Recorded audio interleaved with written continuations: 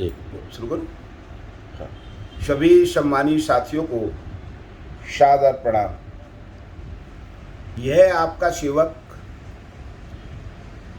आपसे कुछ राय मशवरा करना चाहता है। आप सबके आशीर्वाद और स्नेह से यह सेवक आपकी सेवा करने के लिए आपने जो ताकत दी है उसका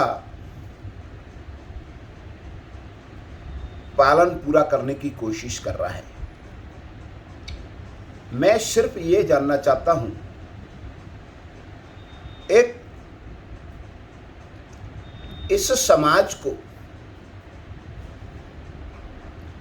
हम सब मिलकर के क्या देना चाहते हैं,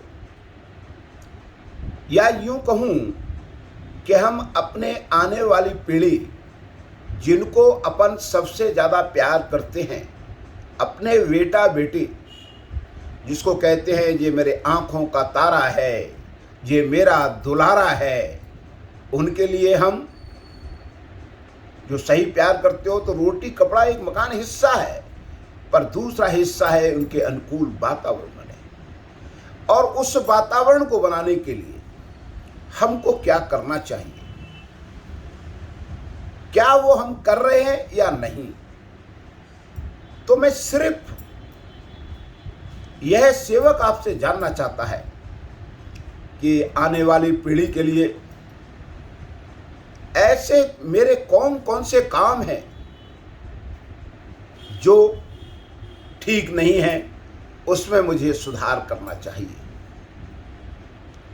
अगर ये बात आप मुझे बताएंगे तो मेरे ऊपर बड़ी कृपा करेंगे।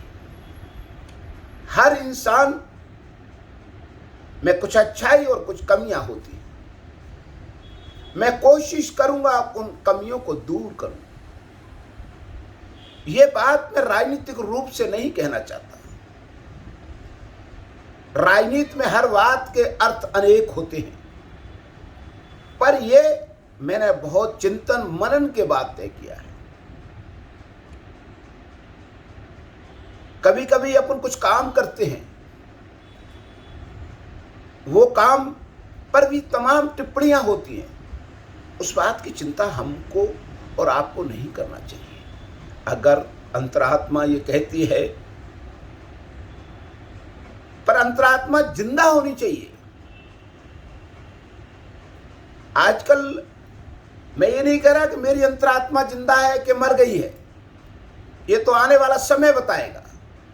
पर जिंदा आत्मा से ये निर्णय करो, आत्मा खुद पुकार करती है कि ये सही है, ये गलत है। अगर अंतरात्मा कहती है ये सही है, तो फिर आपको वो काम करना चाहिए। और जो काम कर रहे हो उस पर कोई टिप्पणी करे कि ये नौटंकी है, ये दिखावा है, या उसकी चिंता से आप अपने काम को मत रोको। तो अंत में यह सेवक सिर्फ आने वाली पीढ़ी के लिए कुछ कर सके, जो ताकत आपने दी है उसका सही सदुपयोग कर सके। तो मेरे अंदर ऐसी कौन सी कमियां हैं जो वैसे तो मेरे को काफ़ी दिख रही हैं, उन्हें मैं दिन पर दिन ठीक करता हूं। मैं ये कोशिश करता हूं कि मेरे अंदर अहंकार ना आए, उस अहंकार को मारने के लिए प्रतिदिन प्रयास करता हूं। व्यक्तिगत सार्वजनिक मैं कोशिश करता हूं कि राजनीतिक ईर्ष्या से कोई निर्णय ना करूं, पर फिर भी मेरे ऐसे कौन से कृत्य हैं या ऐसे कौन से काम हैं जो समाज के लिए ठीक नहीं है, जिन पे इस सेवक को तत्काल बैन करना चाहिए। सिर्फ मेरे पे अति कृपा होगी कि इस वीडियो को राजनीतिक रूप से आंकलन न करें। सिर्फ आने वाले अपने दुलारों के भविष्य के लिए हमें काम करने के लिए, क्यों इस कोरोना वायरस महामारी में मैंने जो दृश्य देखे हैं, वो दृश्य मैंने वो भी देखे हैं कि सब कुछ होने के बाद पिता रो रहा है बेटे के लिए, बेटा रो रहा है पिता के लिए, पत्नी रो रही है, भीख मांग रही है अपने पति की जीवन के लिए, बेटी कह रही है कि मेरी माँ ठीक हो जाए। पर उस समय सब कुछ लोगों के पास ताकत थी, पर ताकत वहां जाके खत्म हो गई कि जब उनको ऑक्सीजन के लिए ऑक्सीजन बेड की कमी दिख रही थी। तो फिर वो कमी आने वाले समय में ना दिखे तो क्या इसकी तैयारी कौन करेगा? हम करेंगे, कोई दूसरा करेगा?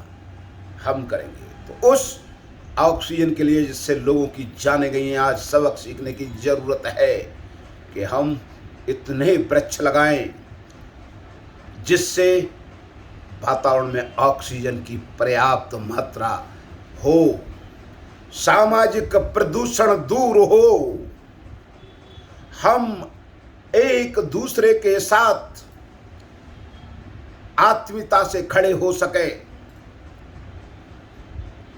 परिवार, एक छोटा परिवार, एक बड़ा परिवार, विशाल हृदय से सोचो कि हम उठें, जागें और जाग करके इस शरीर से, इस मानव शरीर से, और ईश्वर ने और लोगों ने जो तुम्हें जो ताकत दी है उसका सही सदुपयोग करो, बिना किसी के क्रिया प्रतिक्रिया में ध्यान न गमाओ। तो इसलिए मैं पुनः आप सबसे यही प्रार्थना करता हूँ, अगर इस सेवक पर आपको भी थोड़ा भी विश्वास है और समाज में हम लोग मिलकर कुछ करना चाहते हैं तो अपनी राय जरूर दें। इसकी मुझे चिंता नहीं है, मेरी कमियों को सार्वजनिक करें। अगर आप मुझे स्नेह प्यार करते हैं जिससे मैं उन कमियों को दूर कर सकूं, इन्हीं सबके साथ आप सबको प्रणाम। जय हिंद, जय भारत।